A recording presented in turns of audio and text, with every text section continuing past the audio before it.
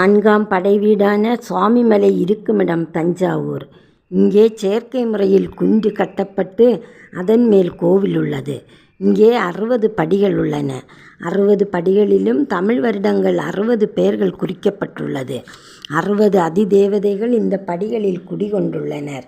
பிரணவ மந்திரம் ஓம் என்பதை தன் தந்தைக்கு முருகன் உபதேசித்த இடம். சிவபெருமான் கோவில் கீழே உள்ளது. இங்கே 3 வாசல்கள் உள்ளன. பிரதான ராஜகோபுரம் தெற்கு வாசலில் உள்ளது. மதுரையை ஆட்சி செய்த வரகுணபாண்டியனால் இந்த கோவில் கட்டப்பட்டுள்ளது. இங்கே உள்ள அபிஷேகம் மிகவும் சிறப்பு வாய்ந்தது. விபூதி அபிஷேகம் செய்யும்போது பழுத்த ஞான பழமாக முருகபெருமான் காட்சி தருகிறார்.